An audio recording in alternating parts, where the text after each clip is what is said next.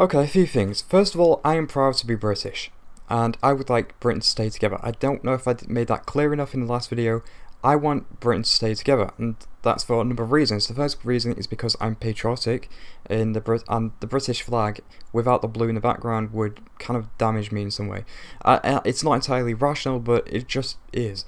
And the second reason is a sort of rational self-preservation kind of thing going on, because there is a lot of, well, screw Britain, screw the rest of Britain, and we're just going to take the best things from Britain, and we're going to have our own life. There's a sort of screw you mentality which I find quite deplorable, and it basically comes down to blackmail. Either we get to share the pound, or we default on the debt, which is blackmail. That's the only way it is. That's the only way you can describe it.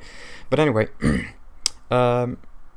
one of the arguments I hear in favour of Scottish independence is the sort of economic argument of Scotland subsidises the rest of the UK. Now, let's say this is true. Now, from what I gather, it's about 1% of GDP or something like that. Now, this isn't very impressive, to be honest, because some of this is going to be from public sector revenues. Some of it's going to be from Trident revenues, the jobs that are generated. So it's not massively impressive, especially when you consider that London subsidises the rest of the UK far greater. And then there's another factor, that is Shetland, for instance. Now, there's been oil found on the region of Shetland Island, and wants to stop the Shetlanders saying, you know what, this is our oil. We're going to be much more wealthy and prosperous without Scotland. So why don't we just go independent, go it alone? And well, they can do that, but it's not very moral to do so, is it? And like, for instance, imagine if the Falkland Islands suddenly said, well, we've got oil now, we don't need the rest of the UK, so we're just going to go independent, and we're just going to keep the oil revenues to ourselves. It's not very moral. There is an obligation, I think, to the rest of the UK, and also you have an ageing population. I won't go into too much details about that, but I agree though that 5 million as a population is fairly easy to manage. But then Canada has a population of around about, I think, somewhere about 30-40 million. So I don't see how. It seems a bit like a non sequitur. I don't see how the UK cannot be managed. It's not like the UK is so big it's unmanageable. But personally, if it was up to me, I would get rid of the Scottish Parliament, the Welsh Parliament, and I would just have three parliamentary systems. North Britannia Division, which includes Scotland, the Northwest and Northeast, and I'd have a Central Britannia Division, which includes Wales, and the Midlands, for instance, and maybe even the Southwest. And then I'd have a London Division, so a three-tier parliamentary division, and one parliament for foreign affairs, for instance. And that would, but unfortunately that's not the way things panned out. Unfortunately, it has to be kind of nationalism with the Welsh and the Scottish assemblies. But but going back to the economics, let's say Scotland is economically better off without UK. Which, by the way, you're only another thing about the GDP. You did it with the pound. I'm just saying. But anyway, let's say you are better off without the rest of the UK. What is acceptable? What is the limit? For instance, let's say for every one Scot that's better off, what if 5 of the rest of the UK is not better off, or is worse off in some way? Is that something that is that something you're willing to do? It goes back to the screw you mentality. Is that basically what it comes down to?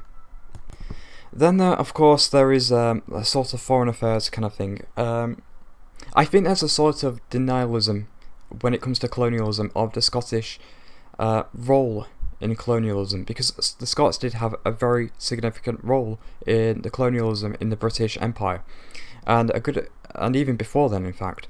For instance, Northern Ireland is effectively a Scottish colony, and Manchester got blown to smithereens.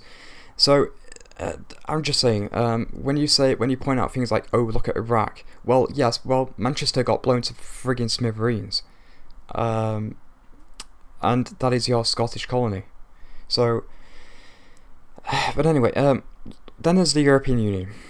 The European Union takes precedent over Parliament. It is the most important law in the land, and one of the things I hear from the Scottish independence, the Scottish nationalists, is that Parliament is a threat to the Scottish National Health Service, which it isn't, because the Scottish National Health Service is devolved and different from the NHS. But the biggest threat to national health services all around Europe is not Parliament, it is the European Union, because the European Union it has greenlit the European Union Transatlantic Trade Agreement with the United States of America, and the United States of America, as you probably know, is privatized healthcare. And on top of that, you're also going to be still part of NATO, and like I think I said before, Alex Salmond said he wouldn't have ruled out intervention in Syria. So it's not like if you go independent, there's going to be absolutely nothing that you're going to be non-interventionist. Yeah, okay, but yes, I agree. Labour is to blame for war in Iraq, and I agree things need to get better. However, to say that you can just keep the pound is selfish. It is, to give an analogy, it's like getting a divorce and your ex leaves the children to you, which in this case is Northern Ireland because it costs £7 billion a year. It's like that, and the ex doesn't pay anything. It's like the ex says, well, if I don't get to use your credit card, then I default on my debt. That's kind of what it's like. It basically comes down to a sort of blackmail. Yeah, and so why should Scottish independence, so-called independence, because it's not real independence, because you're going to be part of the European Union, why should Scottish independence come at the expense of the rest of the UK? And so again, it comes down to a sort of screw you mentality. We're going to cut and run from any obligations because things are a bit difficult right now, which it is. Things right now aren't very good. But you know what? As far as the whole nuclear weapons things, yes, I think they are a colossal waste of money.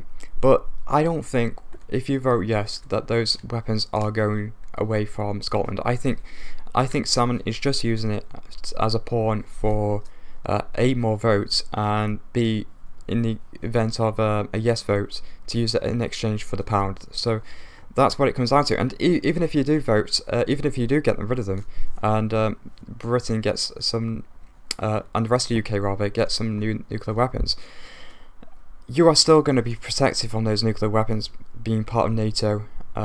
So you know, it kind of comes down to hypocrisy. And again, I kind of screw you. We're cutting and running. So that's all I can think of right now. I might do a follow-up if you want.